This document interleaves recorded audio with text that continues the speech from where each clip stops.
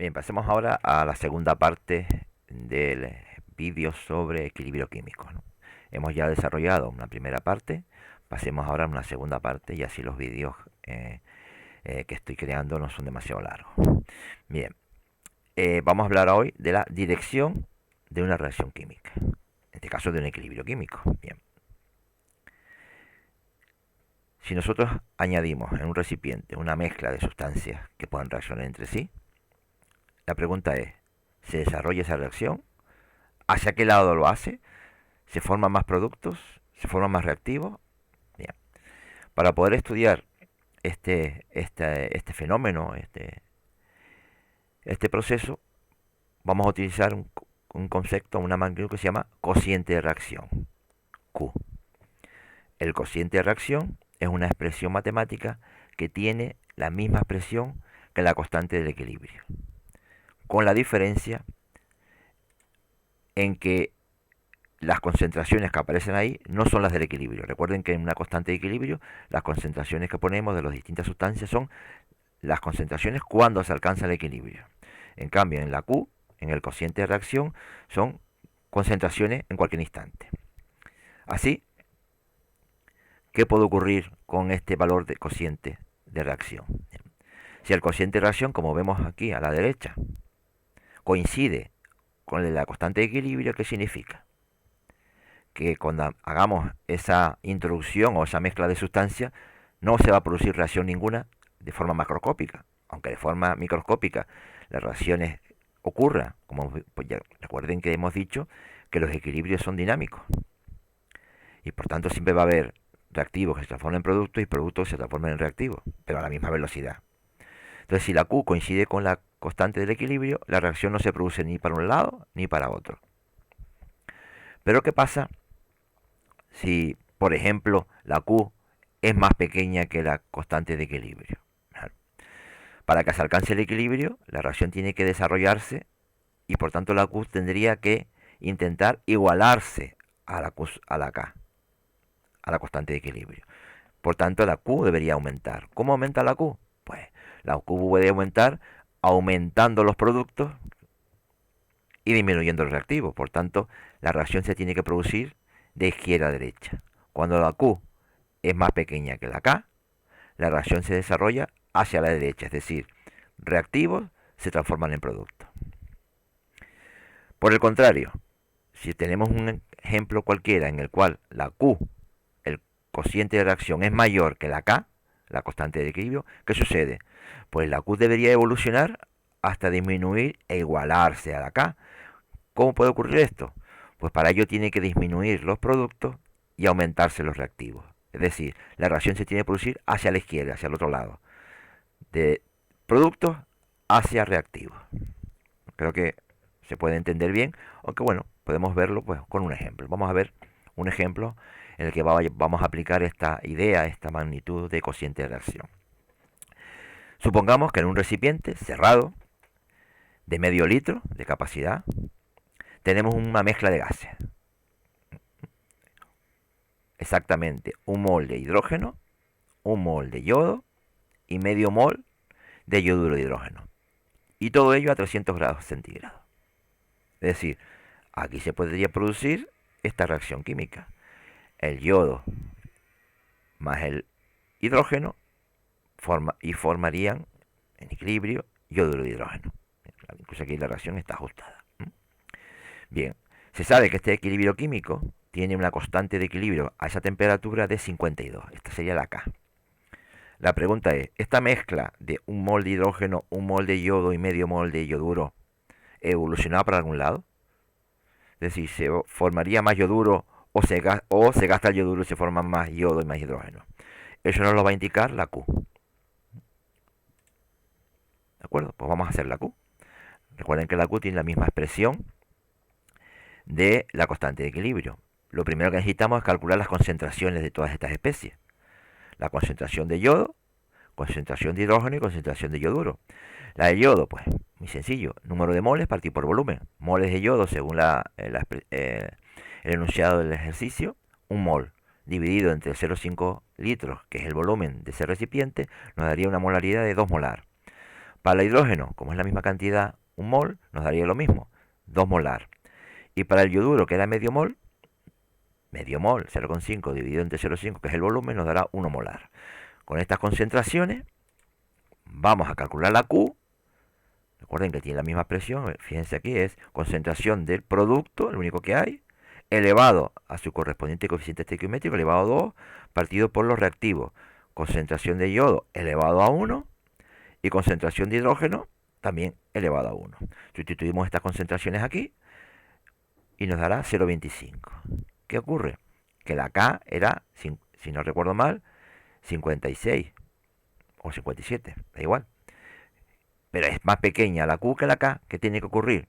Esta cantidad tiene que aumentar. ¿Cómo aumentaría esto? Pues para aumentar este número, tiene que aumentar esto y al mismo tiempo disminuir esto de aquí abajo. Es decir, tiene que aumentar esto, tendrá que generar más yoduro y gastarse más yodo y más hidrógeno. Es decir, la reacción se va a desplazar hacia la derecha.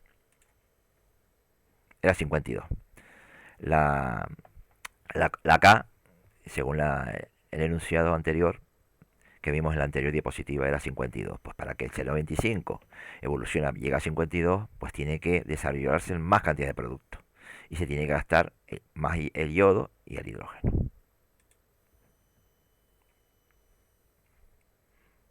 Creo que queda más o menos claro cómo utilizar este valor de Q. Bien, para terminar el tema de equilibrio, vamos a hablar de los factores que influyen en el equilibrio, en el desplazamiento del equilibrio. Es decir, una reacción química alcanza el equilibrio y ahora nosotros podemos manipular ese equilibrio haciendo que se desplace bien de un lado o bien para otro. Bueno, hay que estudiar aquellos factores que influyen en los equilibrios. Y eso lo estudió mucho un científico francés llamado Le Chatelier. Y aquí lo que vamos a ver es el principio de Le Chatelier. Para una reacción genérica como esta que vemos aquí, A de A más B de B para dar C de C más D de D, Le Chatelier lo que viene a decir es lo siguiente. Si nosotros en un equilibrio modificamos algunos de los parámetros que influyen en el equilibrio, y esos parámetros que influyen en el equilibrio son o pueden ser la presión, la temperatura, la concentración de productos y reactivos, básicamente eso. Si nosotros, repito, modificamos algunas de estas valores, de estos parámetros, el equilibrio va a evolucionar intentando contrarrestar esa variación que nosotros hemos hecho. Sí, es como si nos llevase la contraria. Si yo aumento la temperatura, él intenta bajar la temperatura. Que yo aumento la concentración de una sustancia, intenta disminuirla. Que yo aumento la presión, él intenta disminuirla. Siempre llevándose a la contraria. Esto es lo que se llama el principio de Le Chatelier. Bien, vamos a verlo estudiando cada uno de estos parámetros. Y así quizás me queda mejor entendido. Efecto de la temperatura. ¿Cómo influye la temperatura en un equilibrio químico? Bien, según Le Chatelier, si nosotros aumentamos la temperatura a este sistema que está en equilibrio, el equilibrio intentará que, si nosotros hemos aumentado la temperatura, él intentará disminuirla. ¿Y cómo una reacción química puede disminuir la temperatura? Pues absorbiendo calor, y eso lo hace solamente intentando seguir hacia el lado en que la reacción sea endotérmica. Recuerden que hay reacciones endotérmicas que absorben calor y reacciones exotérmicas que desprenden calor, en general energía, ¿no? Por tanto, repito, si aumentamos la temperatura, él intentará disminuirla y se desplace hacia donde sea endotérmica la reacción. Si al revés nosotros disminuimos la temperatura, ¿el que hace? Nos lleva a la contraria y lo que va a hacer, lo que va a intentar es aumentar la temperatura. ¿Y cómo aumenta el sistema la temperatura? Yéndose hacia donde sea exotérmica. Bien, vamos a ver el efecto de la presión. ¿Cómo influye la presión en un equilibrio químico? Bien, la presión solo influye en los sistemas en que intervienen gases. Si no intervienen gases, la presión no influye. Bien. ¿Qué pasa si yo a un sistema en que si intervienen gases, aumentamos la presión? Nosotros de forma exterior a ese equilibrio le aumentamos la presión. ¿Qué hace el equilibrio según el Chatelier? Intenta contrarrestar ese aumento, por tanto intentará disminuir la presión. ¿Y cómo el sistema puede disminuir la presión? Pues disminuyendo el número de moles de gas. Es decir, se va hacia el lado de la reacción en que haya menos gas.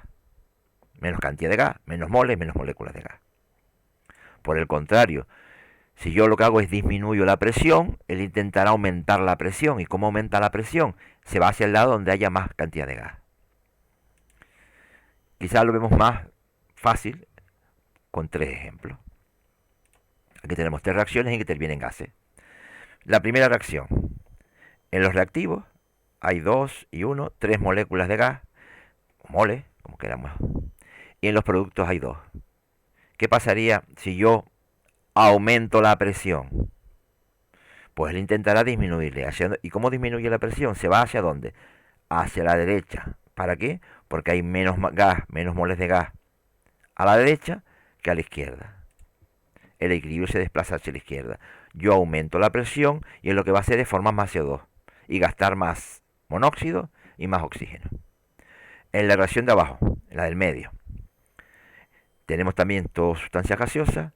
Si sumamos en los reactivos hay 9 moléculas o 9 moles de gas y en los reactivos hay 10. Hay más moles de gas en los productos que en los reactivos. Pues si yo aumento la presión, él intentará disminuirla.